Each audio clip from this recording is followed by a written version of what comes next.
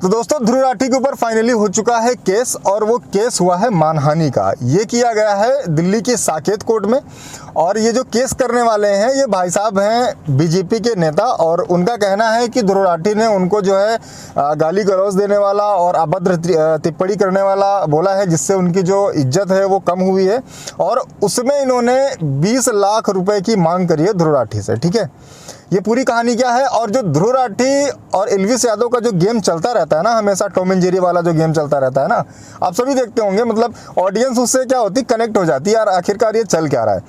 तो ध्रुव राठी एल्विस यादव का जो हर महीने कम से कम चला करता है, अगर मैं गलत नहीं हूँ, गलत हूँ तो आप कमेंट करके बता देना, लगभग चलता रहता है, जो एक दूसरे के अगेंस्ट में जो लोग वीडियोस बनाते रहते हैं। ठीक है, कि वो ऐसा है, वो जर्मन शेपर्ड है, वो ऐसा है, वो विरोधी है, मतलब समझ ही रहे हैं आप।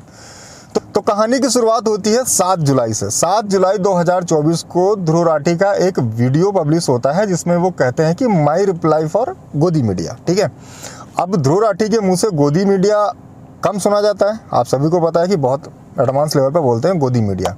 अब गोदी मीडिया किसको बोलते हैं, लेकिन एक बात फिर भी मैं कहूँगा, बंदे के अंदर रिसर्च जो होती है, रिसर्च वो एक नंबर की, अव्वल नंबर की होती है। अब वो क्या करता है, मतलब क्या होता है कि बंदे को पता होता है कि अगर ये मेरी बात कोर्ट में जाएगी, ठीक है, तो इस बात में मैं फंसूंगा नहीं, और जो बात करूंगा तथ्य के हिसाब से करूंगा, और रिपोर्ट ये मेरे सामने है। ठीक है, तो ऐसी चीजें होती है ध्रुव राठी के ऊपर। तो ध्रुव राठी ने जो वीडियो बनाया 7 जुलाई 2024 को, उसमें उन्होंने बहुत सारी चीजें कही।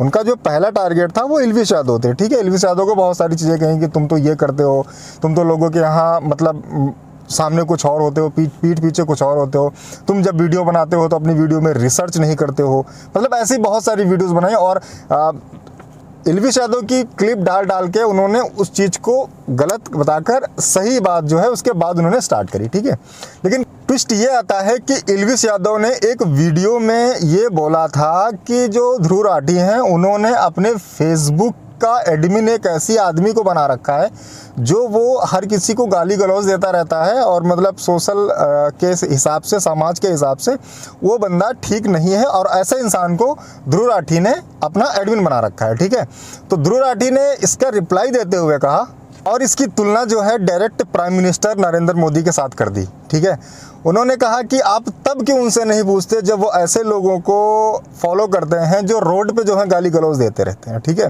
तब उनसे क्यों नहीं पूछते हैं जब वो मतलब किसी ऐसे इंसान को अपने इवेंट में, जो अभी कुछ दिन पहले सोशल मीडिया इवेंट किया था उन्होंने, मोदी साहब ने, आपने देखा होगा, तो उसमें बहुत सारे लोगों को होस्ट करवाने के लिए बुलाया गया था, और बहुत सारे, तो ध्रुव राठी का ये कहना था कि प्राइम मिनिस्टर नरेंद्र मोदी जब ऐसे लोगों को फॉलो करते हैं, जब उनको अपने इवेंट्स में बुलाते हैं, ऐसा करते, तो आप उनसे कहीं नहीं पूछते, अब हमसे क्यों पूछने हैं। मतलब उनका क्या था कि सीन दूसरी तरफ आ गया। एल्विस यादव से उनका ये पूछना था कि आप उनसे ऐसा क्यों नहीं पूछते, आप हमसे क्यों ऐसा पूछ रहे हैं।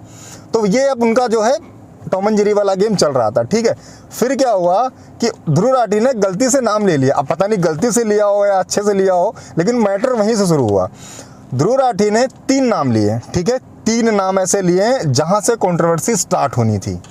उसमें से पहला नाम है अंकित जैन का, और दूसरा नाम है सुरेश नकवा का, और तीसरा जो नाम है वो है जितेंद्र बग्गा का। तो अब इन तीन लोगों का नाम ले लिया, और साथ साथ ये भी टिप्पणी करी कि इन लोगों को बुलाकर वहाँ पे होस्ट करवाया जाता है, और साथ ही साथ ये ऐसे लोग हैं जो पब्लिकली, सोशली, मतलब हर तरीके से गाली गलौज करते हैं, और समाज के लिए मतलब अच्छा मैसेज नहीं देते, बल्कि हर जगह वही बात करते हैं जहाँ से विवाद चालू हो। ठीक है, तो अब क्या था, अब यहाँ पर ये बात चुभ गई भाई साहब इन तीनों में से एक लोगों को, और वो जो पर्सन है वो है बीजेपी के कार्यकर्ता और मुंबई यूनिट के प्रवक्ता हैं। उनका नाम है सुरेश नकवा, स्क्रीन पे फोटो आ रही होगी, तो ये भाई साहब हैं, और इन्होंने ध्रुव राठी के ऊपर कर दिया है केस, मानहानि का दावा पेश कर दिया है। ठीक है, अब क्या होता है, जैसे केस फाइल होता है उसके बाद जब ध्रुव राठी को चीज़ पता चलती है, तो ध्रुव राठी एक ट्वीट करते हैं, ट्वीट आप देख सकते हो, जिसमें वो कहना चाहते हैं कि उसके बाद ध्रुव राठी जो ट्वीट करते हैं उसमें लिखा रहता है कि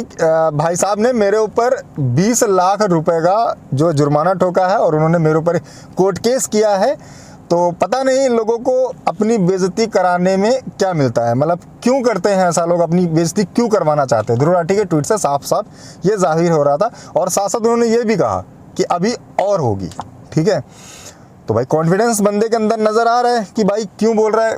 मैंने स्टार्टिंग में आपको बोला कि मैं इस चीज़ का कायल हूँ कि बंदे के अंदर रिसर्च और भाई उसके पास टीम है और बोलने का गुदा तो होता है। ठीक है, देखिए हम एक ऐसी कंट्री में रहते हैं जो कि एक डेमोक्रेटिक कंट्री है और जहाँ पर हर किसी को बोलने का अधिकार है, लेकिन एक अपनी सीमा में, एक अपने चाहे ध्रुव राठी हो, चाहे वो इल्विस यादव हो, चाहे वो प्रवक्ता हो, हर किसी को एक अपने दायरे में रहकर ही बात करना होगा। अगर आप ज़्यादा बात करोगे तो जाहिर सी बात है आप फंसोगे और आपकी लाइफ भी ख़राब होगी। कोर्ट केस तो छोटी सी बात है।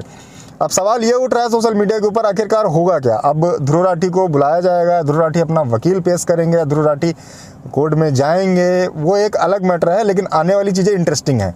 तो सुरेश नकवा साहब हैं, ये बीजेपी प्रवक्ता हैं और इन्होंने ही जो है ध्रुव राठी के ऊपर 20 लाख रुपए का मानहानि का केस दायर किया है। ठीक है, इसमें इल्विस यादव की फिलहाल कोई भूमिका नहीं है, बीच में आ जाती है तो पता नहीं।